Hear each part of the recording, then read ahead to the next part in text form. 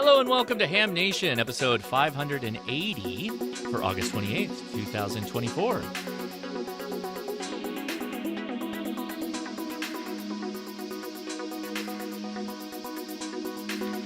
And good evening, everybody. I'm Josh KI6NAZ. Thanks for clicking on the Ham Nation here, home of Ham Nation. Anyway, I'm going to come on over here and say hello to our host. We have a ton of guests, more guests than I think we've ever crammed onto this show, which is going to be an impressive to see it all work out. So hope you guys enjoy watching. But let's say hi to our host. How's it going, everybody?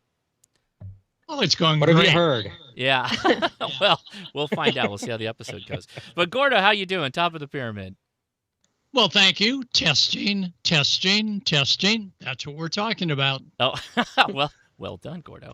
Don, how are you, sir?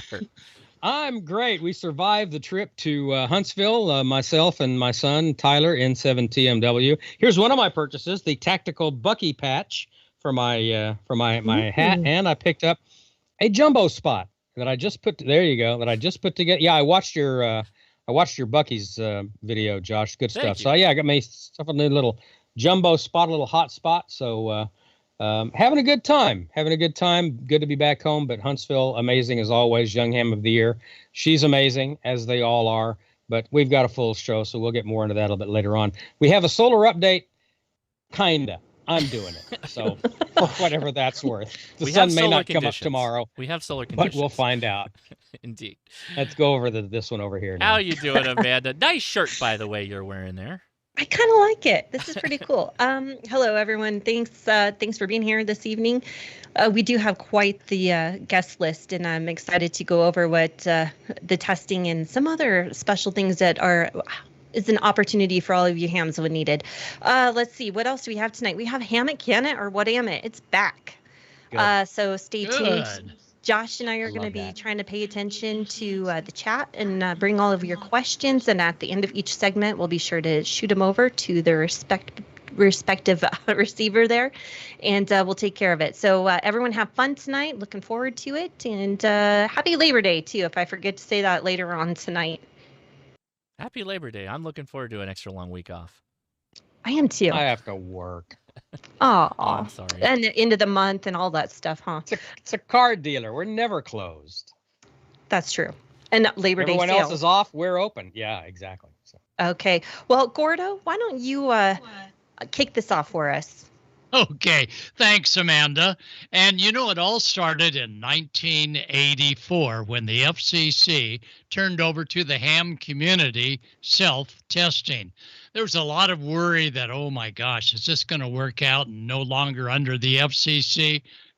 Is it going to work out? Let me tell you, it's going to work out great, as you're going to see here. So, Stephen, we're going to let you kick it off, and then we have Alan Badger, who's going to be talking about the W5YI. Stephen does both league as well as YI testing. He and his team, WM7X. Stephen. Well, Gordo, good evening and welcome to everybody at Ham Nation. We wanted to share with you a brief video here before we get started. These are some applicants that we just tested. Charles. All right. In the last couple of days. From the newest VEM team. Welcome to the hobby, and I hope you enjoy. This has been a good testing experience. These guys are all rock stars, and I was amazed at how fast the two got together and got the testing done.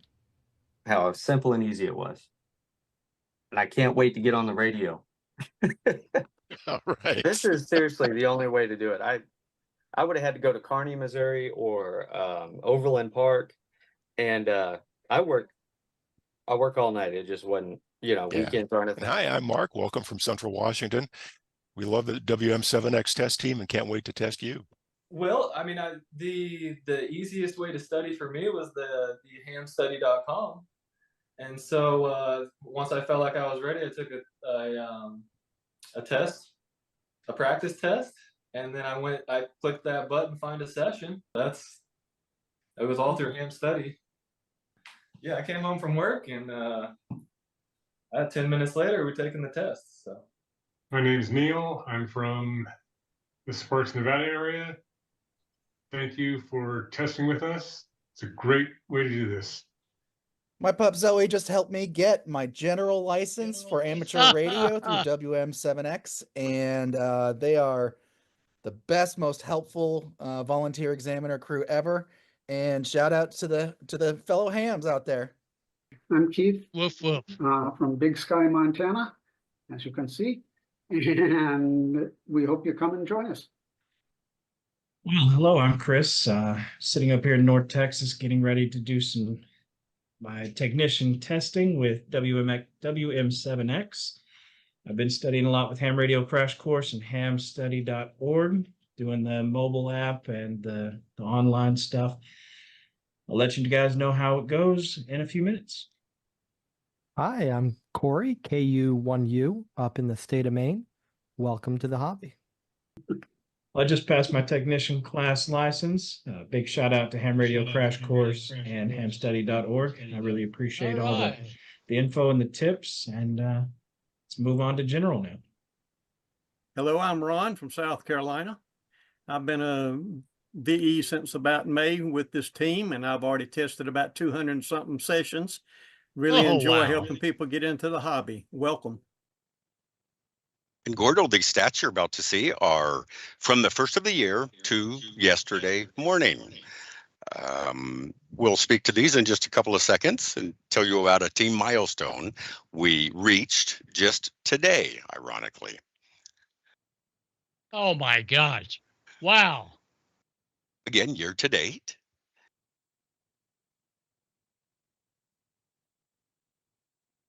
That slide there was a little bit aged now, as this was prepared yesterday. All over the world. Absolutely. Last time I was on the program here with you, Gordo and Josh, visiting with the rest of Ham Nation, we were just testing our 900th applicant as a test team.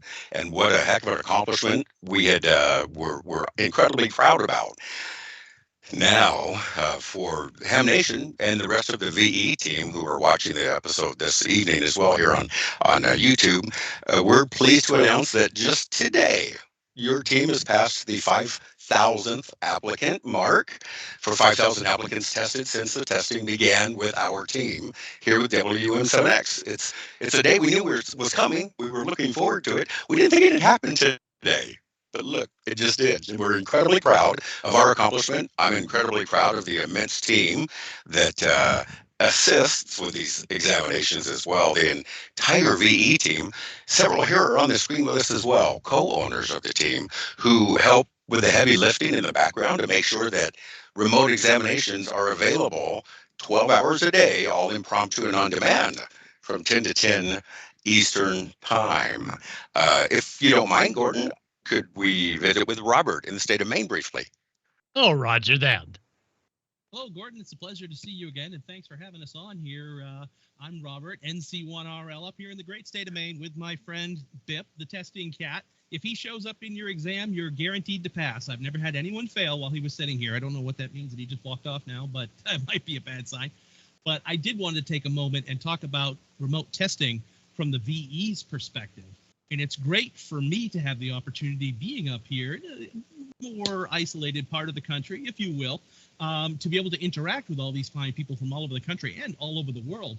I've tested from my home, from the passenger seat of a car traveling down the highway, from the back of a motorcycle on the side of the road, to an airplane heading to Quartzsite. Oh my gosh. Actually, at 43,000 feet over Kansas, I helped a young man get his technician license. So that was a real treat for him and a treat for me. And another great thing about these WM7X sessions is generally we have over 12,000 sessions worth of experience there when you come in to take your exam. So you have a lot of people that have put a lot of time and effort into this, and they're devoted to making it as painless an experience for you as possible. Excuse me. Pass it off to John down there in Texas. Hi, it's John, N5JLD. Yeah, I would talk about the side of it from exam tools. Having exam tools get on board with this remote testing really helped out, I believe, this hobby and getting people into it. people don't need to start their cars. We don't need to travel anymore to a test session, to a library or firehouse. We can do it all from our own homes. And it's really helped people get into this hobby that may not be able to get into it, like you heard in the video with someone that had to travel hours to take it, when they can just hop on Zoom, take the test, and then it's instantly graded, and you have your license within a day or two, not weeks like it used to be when it had to get mailed in. So that really has helped out the hobby immensely, I believe. Now we'll take it over to Peter. Don't hear you, Peter.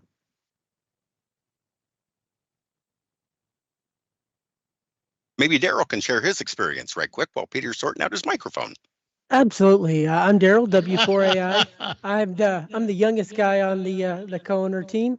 I'm approaching 2 years in the hobby, and I took my first test as most did, with their local club, hoping to get into the hobby and get excited. And then thereafter found out about online testing, and actually took my extra test with this team here, WM7X.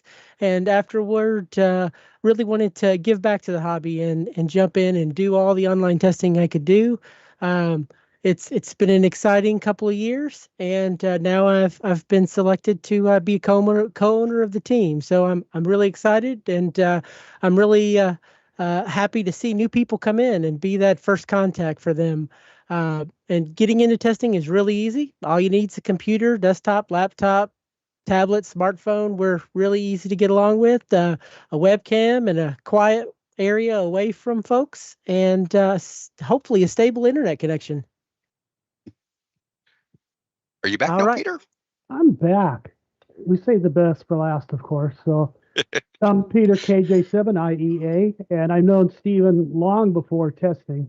And he said, hey, why don't you come help me? And I said, okay, because I figured it would be a good few hours a week to spend. And now it's turned into 12 hours a day.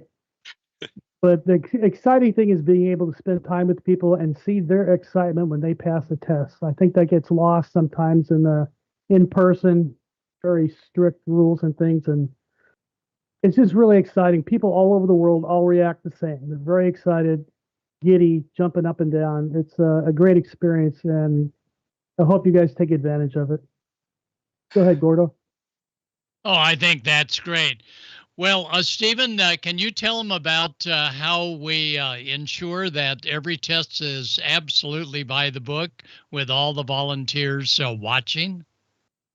Absolutely. We're guided by a very strict set of guidelines from our VEC, one of which is ARRL and the other W5YI. Very similar rules that we observe. And although the test itself is administered very strictly and with a particular cadence, it's also done very fun. There's no reason this test can't be fun. We encourage our applicants to kick their shoes off and stay a while. Go grab a Diet Pepsi before you take a test, because we're going to, and we're anxious to welcome our applicants to the hobby. We have a diverse group of volunteer examiners, all who are professionals in their outside the VE world life. We have law enforcement officers, actually, who will even join us from their patrol cars to administer an exam. It's kind of funny sometimes. We'll ask the applicant to keep their hands where we can see them, and if there's anything in their pockets that can stick a stab us or jab us. And you know what? We're all friends here. We're all here for the same reason, to get people licensed and here on the repeaters and getting their brand new call signs on the air. So the integrity of the exams is paramount.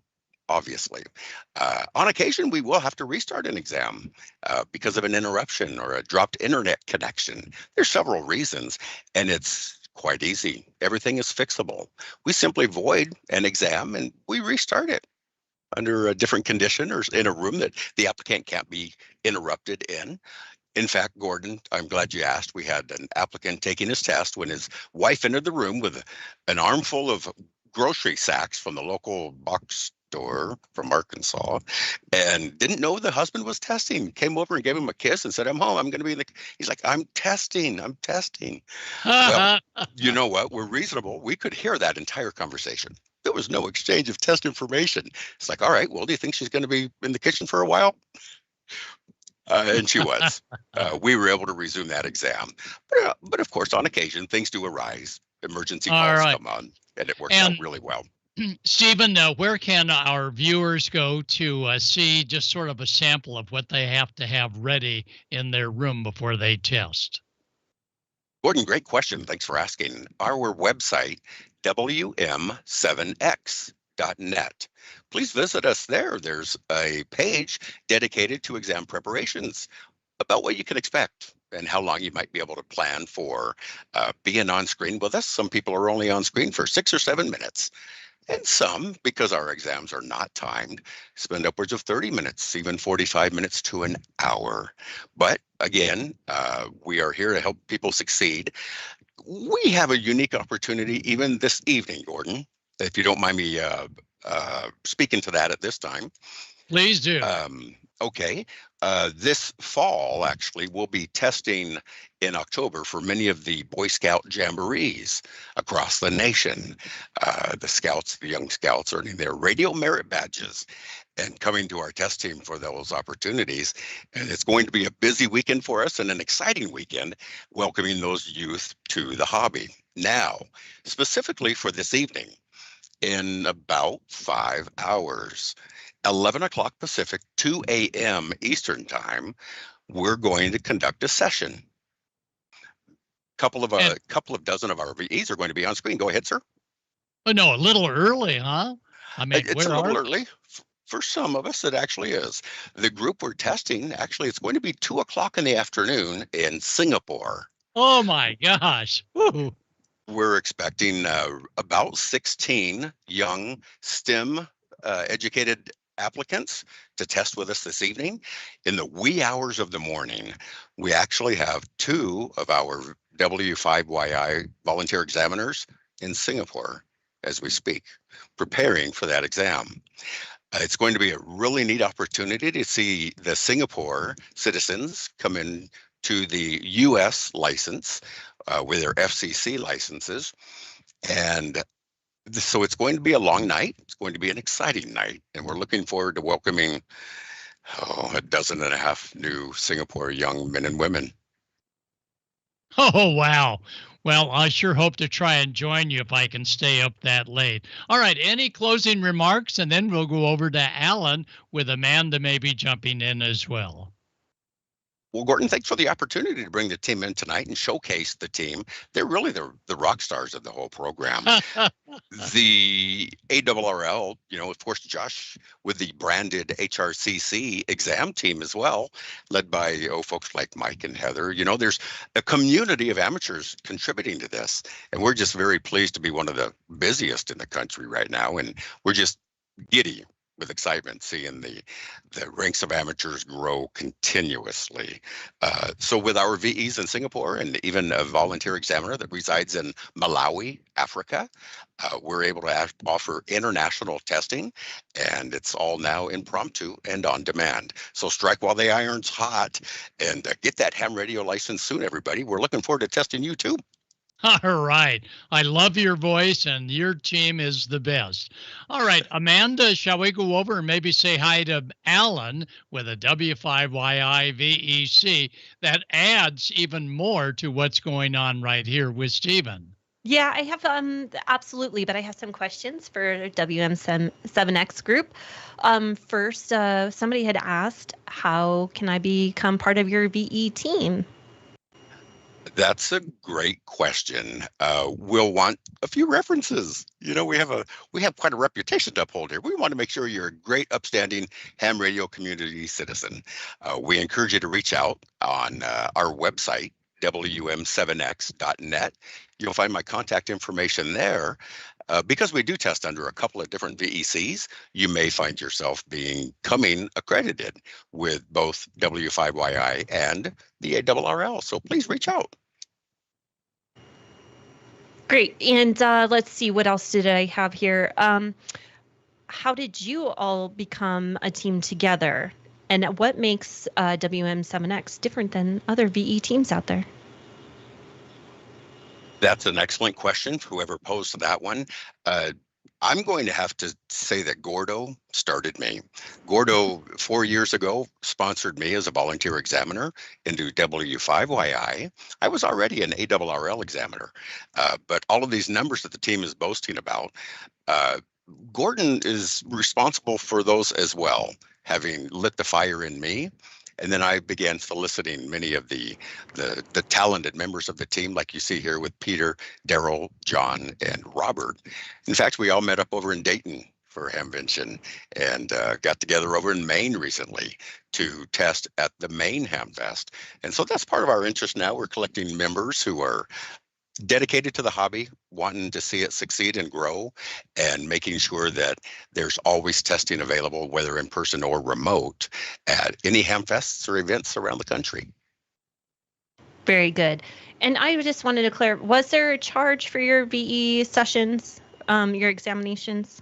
I did not hear one way or the other. Okay. Yeah, there is, Amanda. W5YI asks for a $14 exam contribution to fund the paperwork processing, and the ARRL currently asks for $15. And both VECs are engaged in a youth program as well, which I'm sure that Alan will be speaking to here in just a moment as well. Perfect. Josh, are there any questions that I missed? A lot of really good comments from everybody, just thanking you and great doing what you're doing. And there was something about interesting that Singapore recognizes U.S. exams. Can you clarify? Is that actually just the American license they're testing in, or what are you guys doing? That's a very unique opportunity right now. A golden window is what they're calling it. It's what they've described it to me as. The Singapore licensing agency currently has no provisions for testing with a current question pool, unfortunately. So during their absence, while they're dark, if you will, the licensing agency there is recognizing the U.S. exam and the NCVEC question pool. So applicants who are testing with us and can present their credentials and their FCC license to the Singapore government, they're then issued a Singapore radio license as well. Oh, wow. So for a short while, they're going to have U.S. license and a Singapore license as well. That's excellent. Wow, thank you for sharing that. That's cool. That's all I've got over here. Yep. Okay, yeah, just definitely lots of complimentary comments saying thanks for what you guys do. And even though you're co-owners, I'm sure most of this is just volunteer time, correct? Oh, yes. It is. Okay. Exactly. A lot of time. We've developed some deep friendships, Amanda. It's very, very nice. Absolutely. Lots of blood, sweat, and tears for you to work on getting other people licensed. So thank you so much for being here this evening, gentlemen, and good luck on your adventures tonight with Singapore. We'll keep you posted. Thanks, Amanda. Thanks, Josh. Thank you. Okay. Thanks for having us. Absolutely. 7-3, everybody. And you're welcome to stay on the show if you'd like to. Just mute from now on. Let's go over to Alan. Good evening, Alan. How are you? Doing pretty good. Gordo Fantastic. Sorry, Gordo's image is just so glowing. He took over the whole shot there, so we have to do a slight correction. So good. He's just glowing with enthusiasm. That's right. He is glowing, and I don't know if it's from the electricity in his shack or if it's just his personality. Yeah, the Could latter. be either. Anyhow, Alan, thanks for being here tonight. Gordo, take it away. You've known Alan for 100 years at least, right? Well, maybe. But Alan, talk about something interesting that most hams will appreciate is how you're able to assist the process with the Federal Communications Commission in being able to retrieve an old call sign or being able to renew someone's call sign who can't remember their grandmother's maiden name or their dog's firstborn puppy. Wow. So tell us about that, Alan, as part of your W5YI VEC operation. Okay, well, a little bit of history. I took over W5YI VEC, the testing operations, in December. Larry retired, and we renamed it now. We're actually W5Y Licensing Services to more properly reflect what we do. Because we're the only VEC that does everything. We do not only testing, we do renewals, we do vanity calls, club calls. We're a one-by-one call sign administrator. So we do everything with amateur radio licensing. And we've been doing that since early December. And interesting, once in early December, when I set up the new phone system, literally moments after we posted the number on our website, we started getting phone calls from grown amateurs crying they could not figure out how to pay their $35 FCC fee to renew their licenses. And we listened to that for about 2 months, and we're scratching our heads trying to figure out what we could do about it. And there's actually 3 of us in the VEC that are active. There's myself. Tracy is still here. Tracy's our VEC administrator. She knows all the black magic and the things to do with the FCC to get things to move through the FCC. And then I also have Michael Masterson, WT9V, who's my database administrator, website guru, and helps keep a load off my shoulders while I'm trying to keep everything else running. So between the 3 of us, we came up with what we're now calling the complete renewal service. We still offer the traditional renewal service that W5Y has offered for years, where for $10 we'll submit the renewal. But of course, since April 19th of 2022, the FCC has a $35 application fee. And as a lot of hams have come to discover, setting up that new account, and now since March 29th, March 29th, the 2-factor authentication that sometimes works, it's real challenging to get in there to set up your account, because you have to set up a new account in order to pay your fee. And you get to bounce around between 2 or 3 different FCC sites to submit your renewal, pay your fee, and sometimes it works and sometimes it doesn't. So we came up with what we call the complete renewal service. And we charge $80, but the $80 includes the $35 FCC fee. So almost half that money is going to the FCC. But the other thing we do as part of our service is that not only do we submit the renewal, we get your official copy of your license, and we print out a certificate copy, which I believe Amanda has a copy of that she could put up, that we send out along with the official copy. So people get 2 pieces of paper in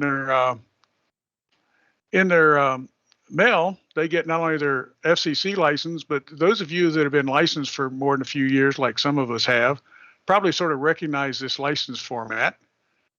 This is what my original license looked back in the 70s. Was very similar to this.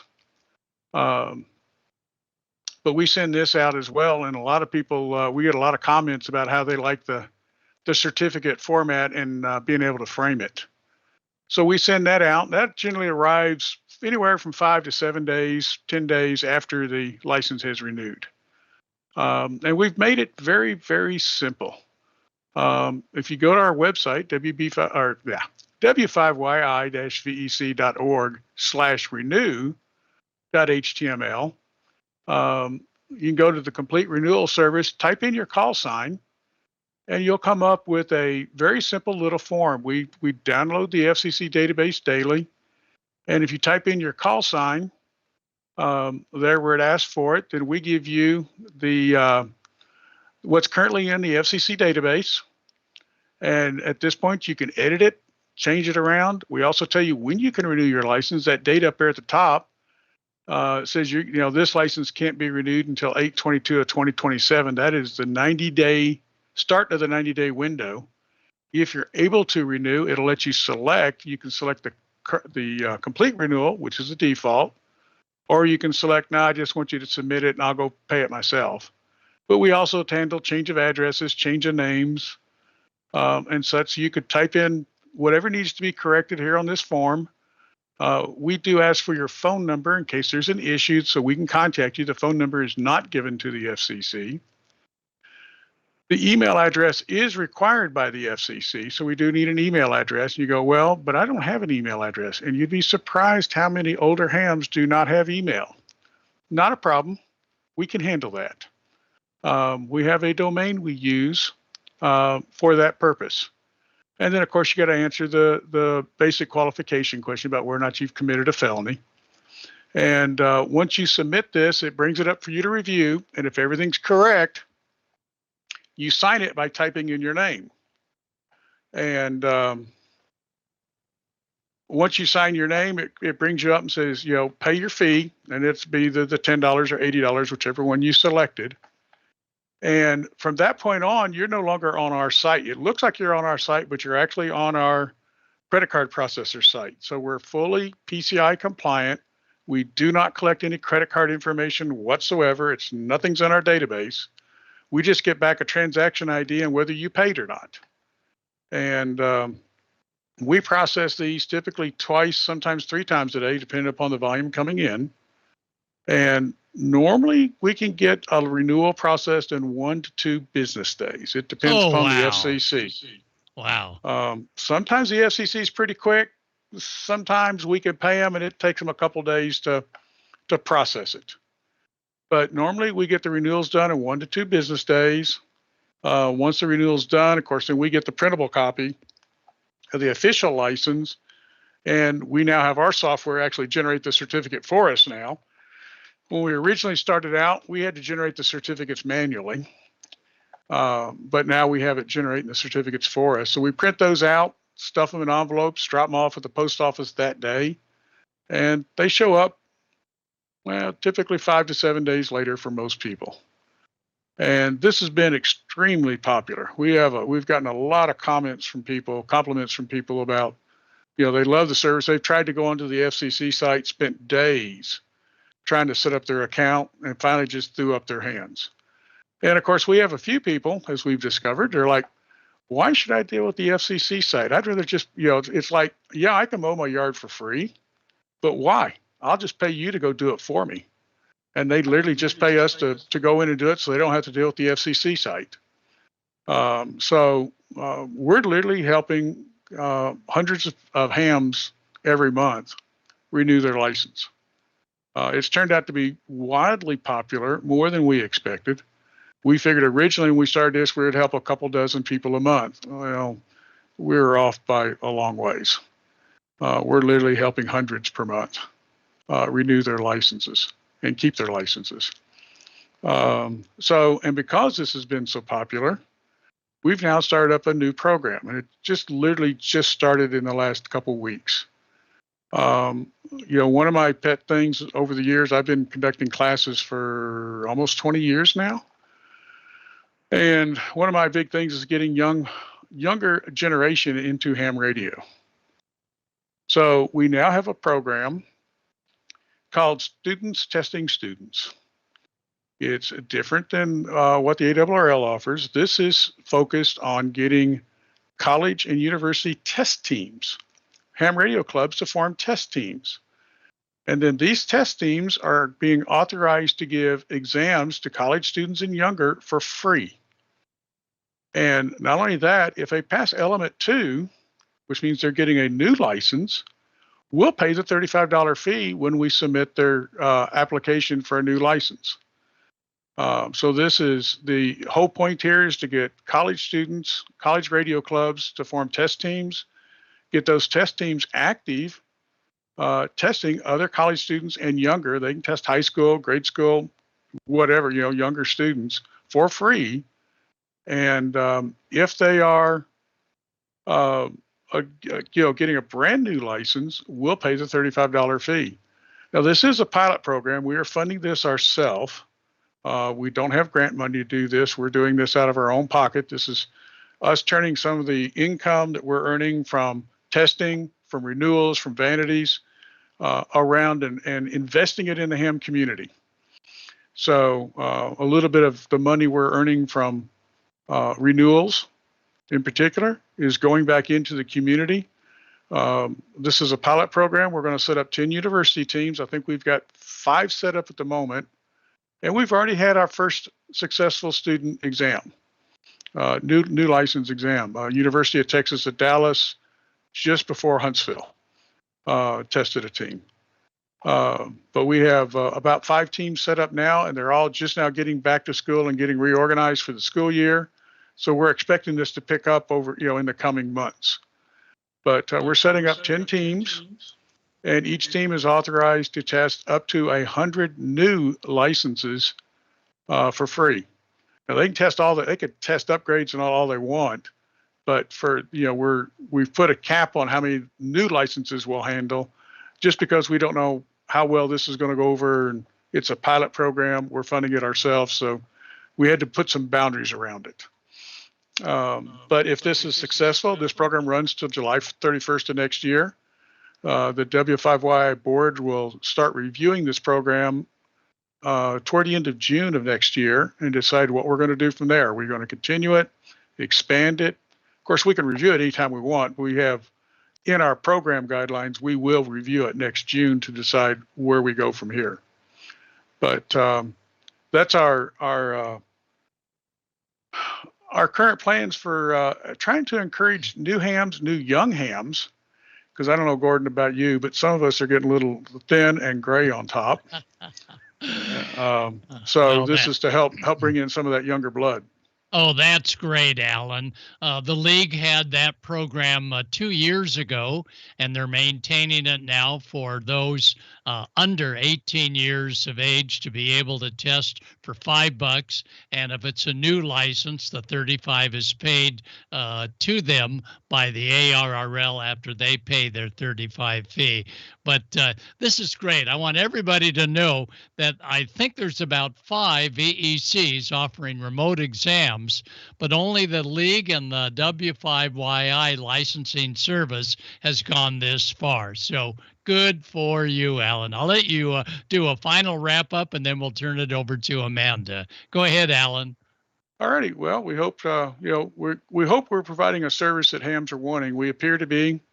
We're looking forward to this new program to see what kind of results we get, and we highly encourage our teams to do remote testing. I think we currently have about 100, and I think the last count last month, about 150 teams out there doing remote testing. So there's almost always a W5YI team somewhere doing testing, remote or in person. That's great, Alan. Well, Alan, WB5, quite a nice guy, QNG. Did I get that right? Yep, got it right. Thank you so much for joining us. And Amanda, questions for Alan, and I'll let you take it over, Amanda. Well, he was pretty much answering everything except for if there's listeners that aren't paying attention to chat. This was answered in chat, but Alan, do you also offer wallet size cards of those license certificates that you send out? The big certificate? Yeah, like a wallet size version. No one has ever mentioned it. We could, no one's ever mentioned it. Okay. It looked like a few people would like to have wallet size ones. But it is what it is. And of course, everyone has gotten over the distraught of not actually getting a physical license sent by the FCC. So believe it or not, that's one of the reasons why we're getting a lot of requests for renewals, is because people want that physical copy. They don't have printers. You'd be surprised how many people we talk to on the phone. They call us up. It's like, how can I renew? I don't have a computer. They don't have a tablet. They don't have a computer. All they have is a phone. And a lot of them don't even have smartphones. And we'll help them with the renewal over the phone. And, of course, they want to know if they can get a physical copy of their license. It's like, that's part of what you're getting. You're going to get a physical copy of your license. And that's part of the draw of doing the service, is they want that physical copy. Well, and isn't that kind of an FCC regulation, is that you have to have a copy of your certificate with you at all times? Not anymore. The FCC considers ULS to be the definitive source of whether you're licensed or not. Got it. Now, if you travel, it's generally recommended you do have a physical copy of your license on your person and attached to your equipment if you travel. Absolutely. Especially for TSA and especially if you travel international. Right. You need to have physical copies of your license. And we do provide it, and we keep the copies here in case someone comes. We've already had a couple people come back and said, I got my license, but I lost it. Can you send me another copy? And of course, we'll reprint it and send another one. We'll do that a couple times. But we've run into the situation where people don't have email. We set up our own mail server to where we can handle that now.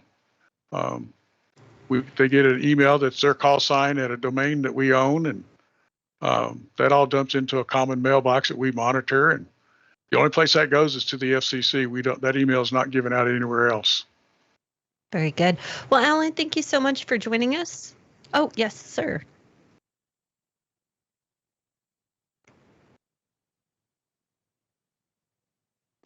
That's on the Colum side of my business. I actually took over testing. W5YI was actually W5YI group had 3 or 4 different businesses. For those that didn't know, there was a publishing book distribution. There was the VEC, which was amateur radio. And then he also had the Colum, the commercial radio operator's license. And several people have asked me about that. I've got questions into the division manager that I work with at the FCC about it. Currently, we're not set up to handle that because it's not considered a commercial license. But I just have to wait and see. I'm waiting on answers from the division people at the FCC, the Wireless Mobility Division, commercial side, about whether or not we can help with that or not. So it's a possibility. So GMRS license renewal possibility in the future. Possibility. We're looking into it, but we're not currently set up to handle it now. I mean, if you want a GRL or GRL with radar endorsement or MROP or GMDSS, any of those licenses, heck, even the T license. I've actually given some T license exams for those that want the good old-fashioned radio telegraph exam. We do all that on the commercial side, the National Radio Examiner side, which is commercial licensing. Right on. Very cool. Thanks, Alan. Thanks so much for being here. All right, we're going to break with you, and I'm going to give Josh an opportunity to talk because he has an HRCC VE team that he might want to promote a little bit.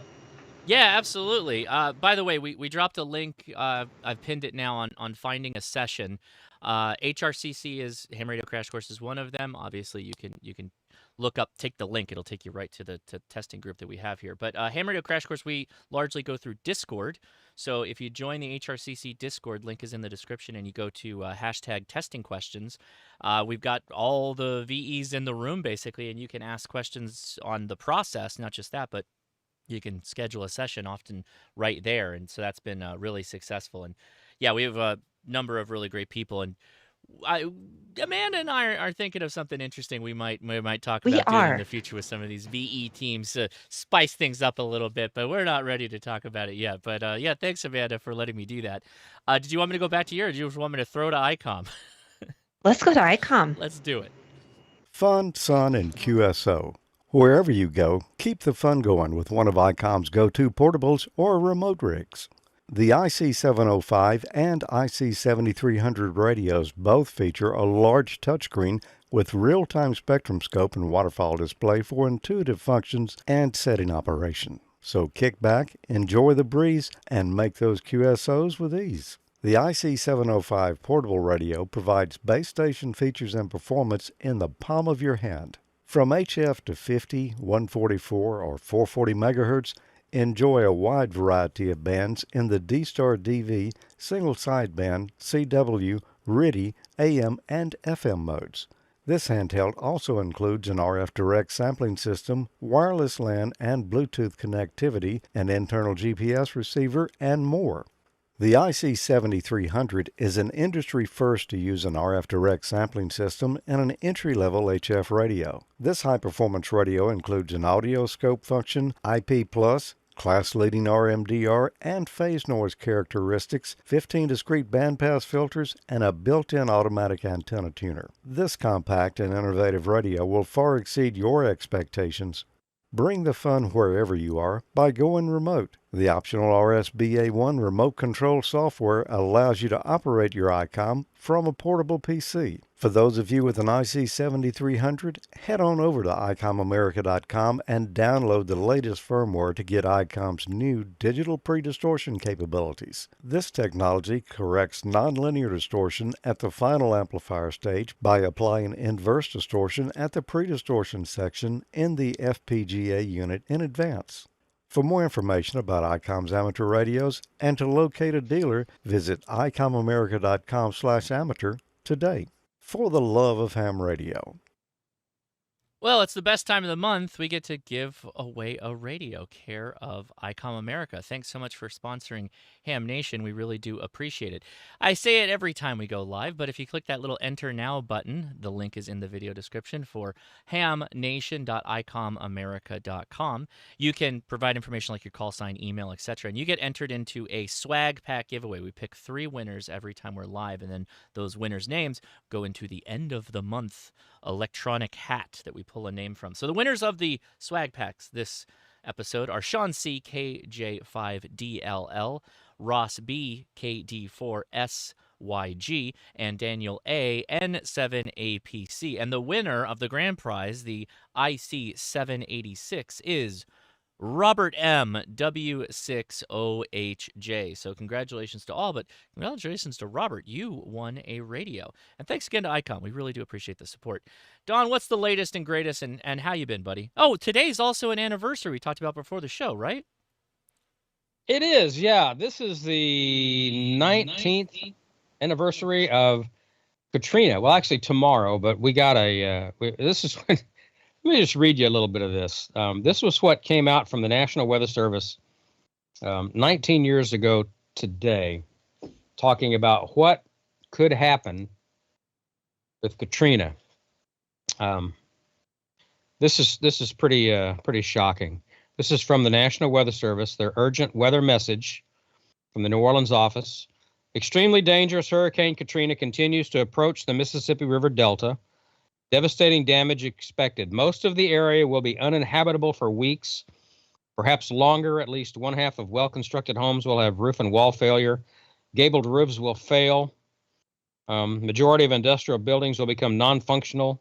Complete wall and roof failure is expected. All wood frame low-rising apartment buildings will be destroyed.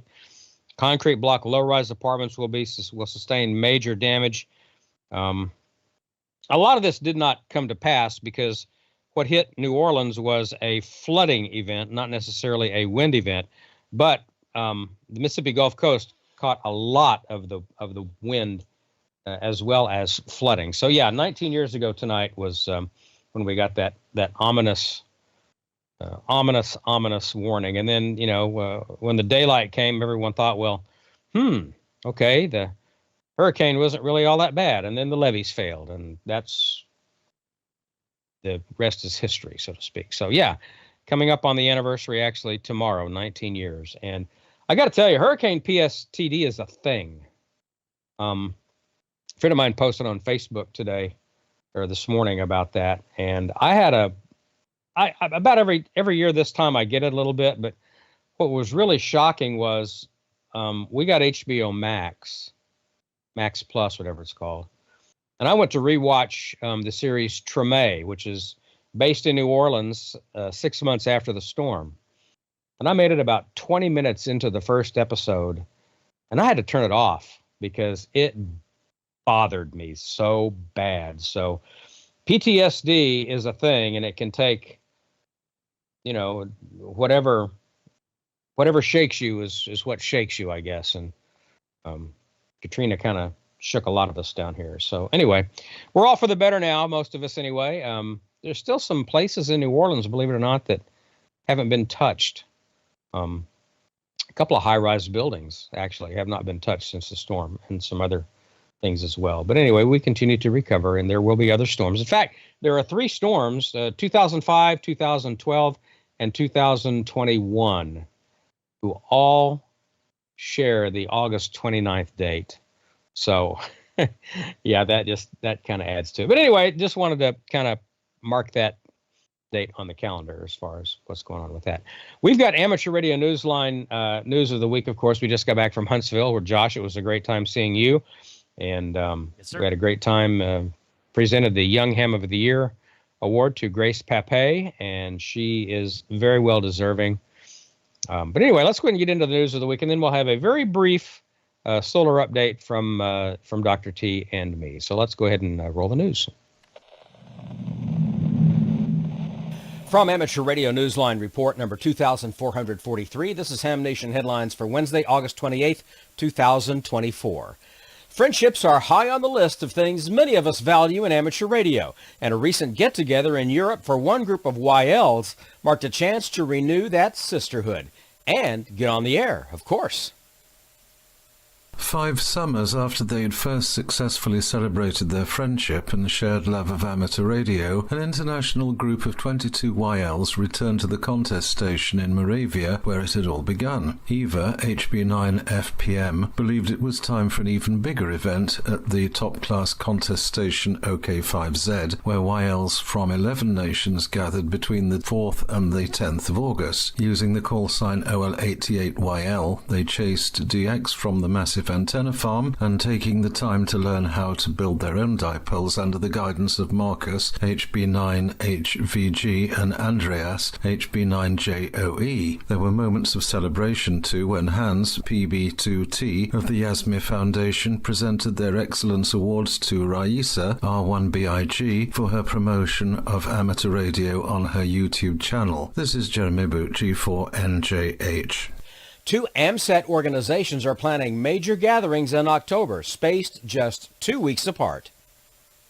Satellite enthusiasts have a busy 2 weekends in October, starting with the AMSAT UK Space Colloquium and annual general meeting being held on the 12th and 13th of October. At the same time, the Radio Society of Great Britain holds its convention. Organizers have said they will release details about the topics being covered closer to the event. Meanwhile, registration has opened for the 42nd annual AMSAT Space Symposium and annual general meeting, which is taking place in Tampa, Florida on the 25th and 26th of October. The weekend will also include an AMSAT Ambassador Breakfast on the morning of October 27th. Organizers are looking for presenters on a variety of topics for the symposium and are asking for anyone interested to immediately submit a working title for their talk. Final copies of the presentations are due no later than the 18th of October so they can be included in the proceedings. Send all submissions to Dan Schultz, N8FGV, at n8fgv@usa.net. The symposium will be held on Saturday the 26th, the same day as the annual general meeting. This is Kevin Trotman, N5PRE. A longtime member of the development team for the N1MM logger has become a silent key. Lawrence William Gautier Jr., K8UT, was a DXer, a software expert both professionally and in ham radio, and an involved, community-minded Michigan resident. An accomplished and award-winning DXer, he was also deeply committed outside of radio to such activities as scouting and assisting community nonprofits with their websites. Larry became a silent key on the 13th of August. First licensed as a ham since 1968 with the call sign WB8BGO, Larry strove to harness the software expertise of his professional career to assist his fellow ham radio operators. He became part of the team that developed the popular N1MM logger, most recently offered his support by helping keep the documentation up to date and maintaining the website. He belonged to the Southeast Michigan DX Association and the South Lyon Amateur Radio Club. Larry was 73. This is Dave Parks, WB8ODF. And that's all from the Amateur Radio Newsline, your independent source for amateur radio news since 1976 at arnewsline.org. With Jeremy Boot, G4NJH, Kevin Trotman, N5PRE, Dave Parks, WB8ODF, Karen Eve Murray, KD2GUT at the news desk in New York, and our news team across the globe, I'm Don Wellbanks, AE5DW. 7-3. We'll see you next time here on Ham Nation. Now here's the solar update from Dr. Tamitha Skov, WX6SWW. And actually, it's just me tonight. She gave us some information. Here's your high latitude aurora outlook. And as you look at those slides, I can tell you that we're kind of in the middle of a storm now. It's finishing from a larger storm yesterday that is actually continuing and brought aurora as far south as Kansas. And there's actually still a good chance for aurora continuing into tomorrow night as well. So that's what's going on with the sun. The sun's been very active here lately. And there's your polar aviation and radiation storm outlook. And that is pretty much the solar update tonight. Dr. T has... she's been a little under the weather. She's been traveling. She's been extremely busy.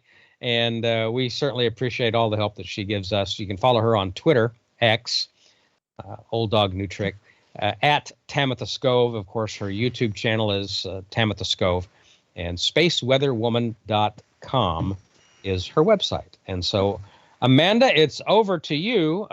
Unfortunately, you were not at the Huntsville Hamfest. We are trying to devise a way to get you to the Huntsville Hamfest one of these years, and hopefully sooner rather than later. You missed a good show, Amanda. They had record attendance this year. I don't remember the exact number, but it was over 6,000. Yeah. So what you're saying is I didn't make enough Ham Nation stickers.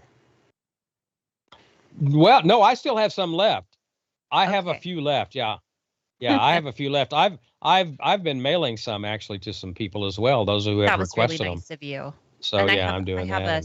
I have a stack of them. Every time I've been at a couple ham fests, and I hand them out to anyone that says they watched this show. Yeah. I really enjoyed your eyeball QSL cards too. Thank you for Aren't those making cute? those as well. I Yeah, like I those. like those. I've been wanting those for a long time. So thank you. Good. Well, you have enough to last you for a while now. Okay, we're gonna go to Ham It, Can It, or What Am It? As soon as I love share this my segment. start My sharing. favorite. Is it? Well, Yeah, first, there we go. Yeah. I wanted to remember Katrina, and I was just going to spew out a few details about how amateur radio helped during Katrina. Now, Don was too busy being evacuated with his family to do anything amateur radio related, obviously, and worrying about I his listened to it though. I had an FT817 and a wire antenna, actually a whip antenna on the back of it, and I listened to it from a park in North Little Rock, Arkansas.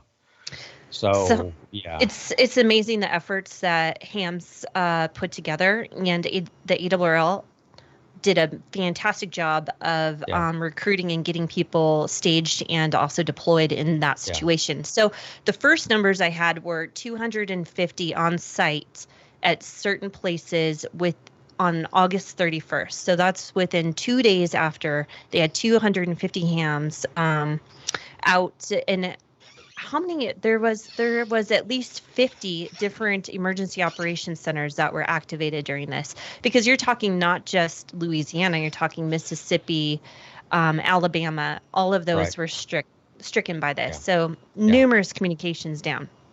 All in all, it ends up that there was about 800 hams that helped in all of the communications. And this took months, by the way, because obviously the same 250 can't go 24/7. So they had to have numerous teams come in, and about 800. Now, I don't know what the record is for how many hams helped, but the second closest I would think would be Hurricane Sandy on the New England coast was pretty traumatic as well. But also, because of Katrina, they got $100,000 in grants to help secure the ham aid collection that the ARRL holds.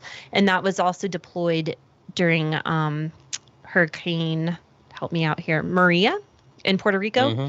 Yeah. And that's why they were so organized and ready to go during Maria, was because of what happened during Katrina. So the ARRL really upped its Aries game and was more prepared for answering the call after that. But because if you don't mind, I want to recognize one of the hams for sure, who lost his home in Slidell, Louisiana, and basically moved into Slidell Memorial Hospital and lived in Slidell Memorial Hospital. And when he wasn't sleeping, he was on the Slidell Memorial Hospital amateur radio station. And that's Mike King, W5PY, Whiskey 5 Papa Yankee, W5PY. Mike is a silent key now. You have his card behind your shoulder. I have his card behind me. Yes, I do. Mike was selfless. When he wasn't sleeping or taking care of himself, he was on the radio helping others, and he spent literally weeks at that hospital when his house was gone. Just a great guy. The man never met a person who wasn't a friend. I used to love seeing Mike at Hamfest, the local Hamfest, and talking to him on the repeater. He was a huge basketball fan, went to all of the New Orleans basketball games, but he had this deep voice, and he just had a way of talking. And he introduced me to, I remember once he introduced me to his girlfriend, the lady he was dating. He said, and he had this, I don't know if it's Alabama drawl or whatever, but this day, Don, I want to introduce you to my girlfriend. I like to call her Crayola. You know why I call her Crayola, Dawn? I said, no, Mike, I have no clue. Why would you call this lovely woman Crayola? Dawn, it's because she's colorful. She's I like to surround myself with colorful people. And that's why I like you so much, Dawn, because you're colorful. That's so cute. I'm about to cry thinking about this, man. Anyway, so Mike, W5PY, just a great guy. And you can go on YouTube, actually. And if you search Hurricane Katrina Ham Radio, you can hear some of the, there was a repeater that stayed up. And there's a lot of traffic on there that's pretty interesting. So go check that out. I could imagine. Yep. A lot of great rescues due to the efforts of amateur radio during Katrina, for sure. God bless you, Mike. We love you. That's why we do it, everybody. All right. That's it. Moving on. Let's see.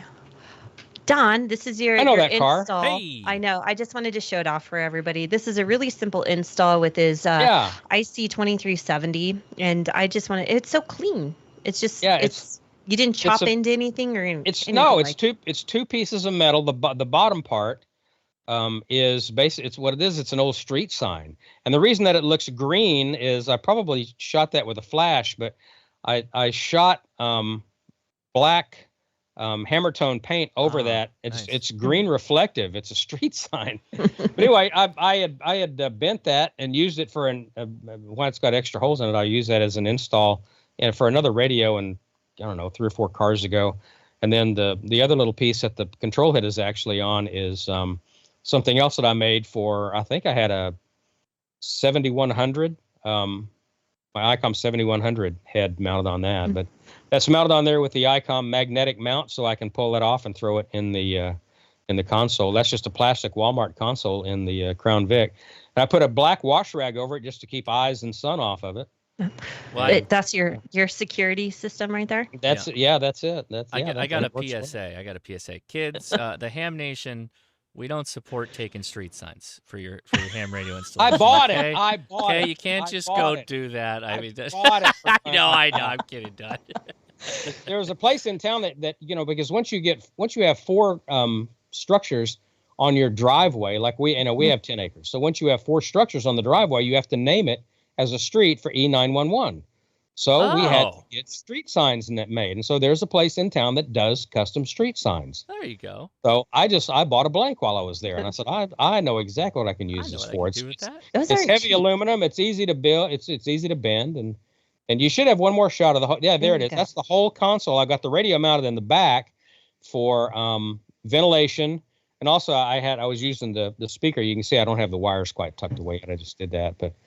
But anyway, so I've got a clear tone speaker actually under the head of the radio now, so it's nice and loud, and that makes it easy to take the radio off if I need to for any reason. The data port and the speaker ports are right there for programming and for the external speaker, and it just made for a pretty slick install in an old Crown Vic police car. Well, thank you for sharing that. Thank you. Just wanted the audience to see that. Okay, let's. What else we got going on this week? Does everyone remember this gal? She used to be a Young Ham of the Year award winner. She is the president of the Georgia Tech Amateur Radio Club, and KI4ASK is also huge into ham radio. A lot of airy stuff, but he went and visited, and they had a fun time. So there's the Tech Amateur Radio Club. Let's see. This one is Hello MESAT. There's a new satellite in town, so hopefully everyone's getting on there and making their satellite contacts. Of course, Sean was one of the first ones. Of course, Sean. Yeah, I saw it. Yeah, of course. Right. It ain't a satellite unless Sean's been on it. I know. Probably Grace too. Yeah. And Hello 7760. There we go. Yeah. Icom's debut there. Nice. I didn't see a lot of the pictures, but there were so many on X that I couldn't keep up with them all. But it sounds like it was a huge. That's the amplifier on the right, and that's a 7610 on the left. That's not the 7760. But there are it's pictures. Not, is it? No, with the little head. It's in the other photo that I left out. That's okay. I'm sorry.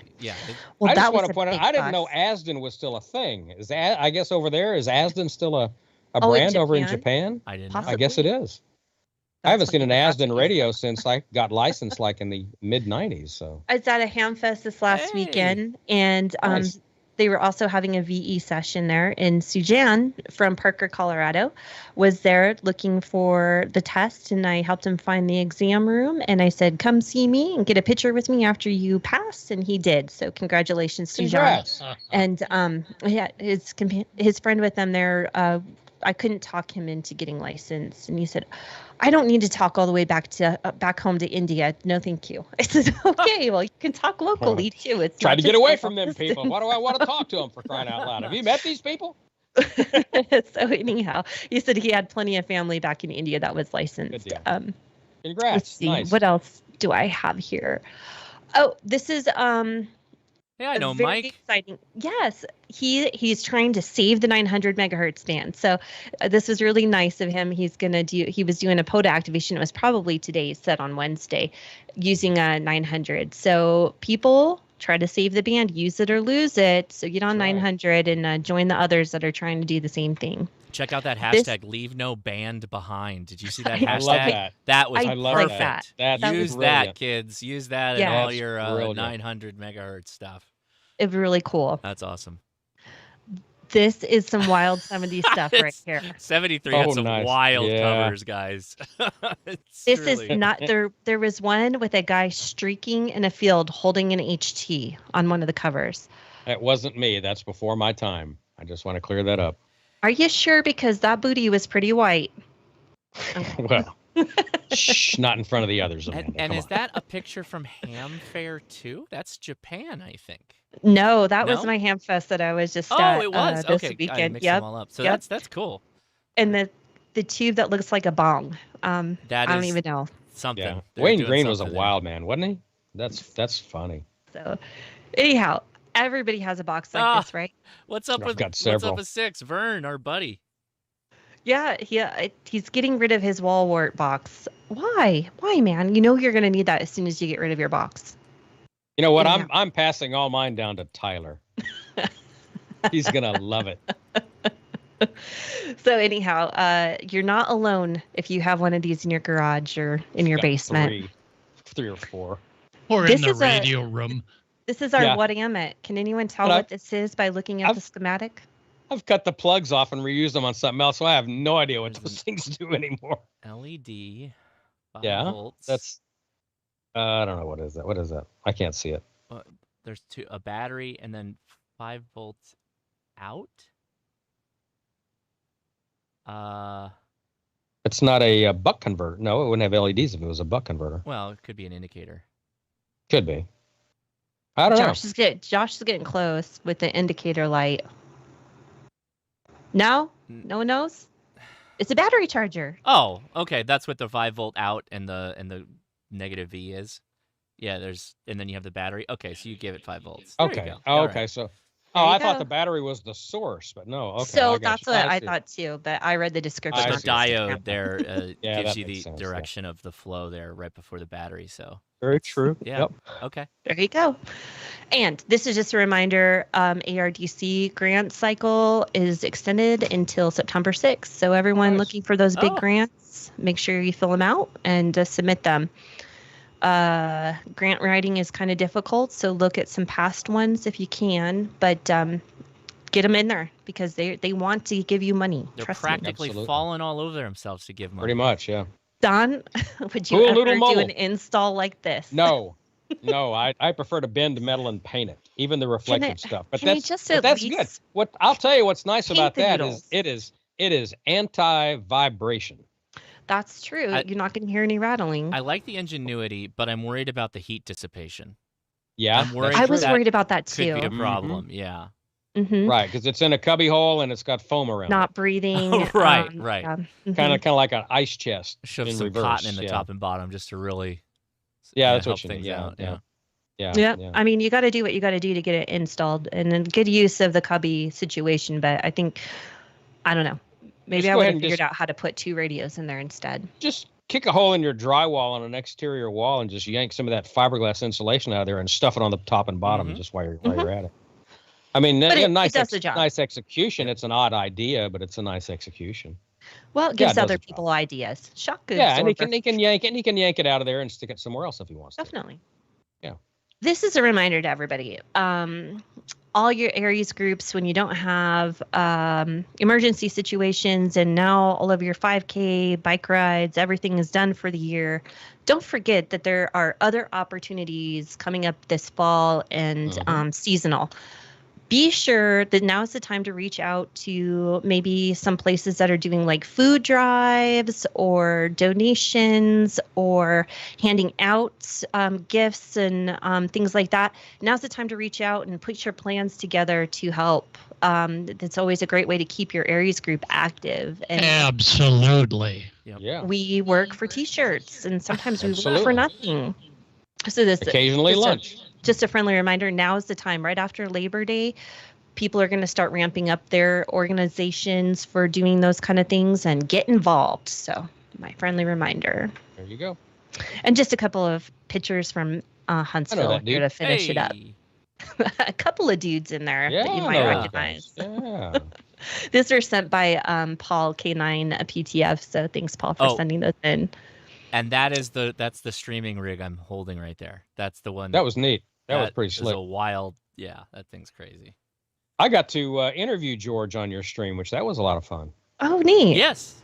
Yeah, that was fun. Several people commented. And we know this guy too. Joe. Oh yeah. He looked like he was involved with something, but yeah, he always is. Wonderful picture of Young Cam of the Year. There's Grace, and we've got Endef from Yezu, as well as Nori. It's funny, Endef wanted to, he especially wanted to help present that award to her because he has talked to her on the satellites. She has DXCC on satellite, by the way. Yeah. Amazing. Wow. Just ponder that for a moment. Then you've got Jerry Lynch from Heilham Radio back there as well. So yeah, that was a great day. A great day. Like a nice radio she got too from the folks at Yezu. Very nice radio. Mm-hmm. Odor ready. All right, that's it. That's the end of my stuff. So excellent. Well, your stuff was pretty good. You have good stuff. I think that was a hammock across the board, except for maybe that pool noodle setup. But yeah, that's marginal. I give him an A for effort. He got on the air, right? He's getting on the air. Well, that's all that matters, and it's his radio. If he wants to burn it up, how long is the question? But we'll see. Right. I would suggest low power. Yeah. Yes. Well, thanks to all and of our maybe he's guests. just listening. Oh, yeah. Yes, thank you. Thanks to all we of had our so guests. many guests on W5YI and the whole team, WM. Now, I know this isn't the whole team, but a lot of the team of WM7X. We appreciate you taking your time to be with here. Still in with there, us too. I this see evening. them on the Skype screen. They're still in there. Yeah, we're waving to them. Yeah, they're waving. Yeah. Okay, Thank and you. of course, I got a reminder. I can't believe I forgot about this. Yes, the Colorado QSO party is this weekend. Nice. Jeff and I go crazy. We go out camping, so we're portable, but we're multi-op.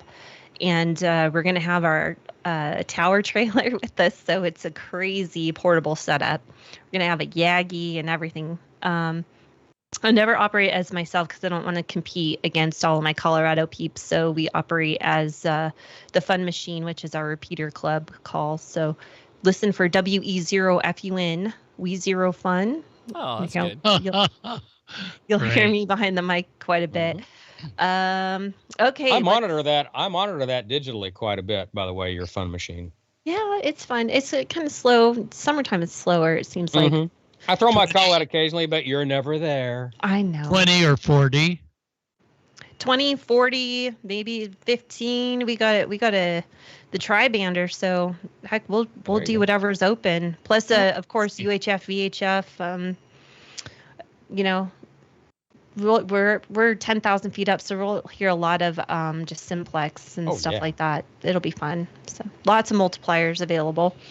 We have 64 counties here in Colorado. Wow. That's a fun one. I know. Trying to get all those counties is pretty good. Some of them don't have hams at all. So.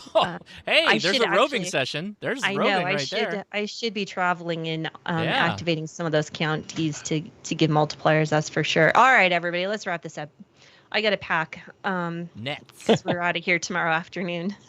Nets. So we have 40 on 7192 with Kev, and we got Steve on 14268 thereabouts, and don't forget D-Star on 14 Charlie. So thank you to our net controls. We appreciate you so much and everything that you do for us every other Wednesday. Join us again. Our next show will be September 11th. and I don't have a rundown of what we're doing yet, but I'll figure something out. So happy Labor Day. Be safe. Get on the air, and everyone have a great weekend. Thank you. And Very I'll answer a quick question. During an emergency, can an antenna be deployed via a helium balloon? You don't need an emergency. I went to Dollar Tree and bought about 20 helium balloons and attached a wire to it. And yes, I made contacts with it. So you can absolutely do it. I got a video on my channel. You can check that out. Did that on field day a long time ago, It actually. totally is. Yeah. That would be a cool one, is to just run a wire up as high as you can, legally. Static discharge is important, though. You do need a static meter, Watch the weather. Yes, please. Watch the power lines. Watch the power lines, too. That's right. right, Gordo. Be safe out there, everybody. Ben Franklin got lucky. You maybe not so much. Yeah, there's no excuse after he discovered it to then repeat this experiment. No. All right, everybody. Thank you so much for watching, and we'll bid you a hearty 7-3. Get out there and get radioactive. Exactly. 7-3. Good night, everyone. And thanks for you VEs for hanging in there. Thank the you, whole VEs. show. WM7X guys are rock stars. Good night, everybody. Thanks for the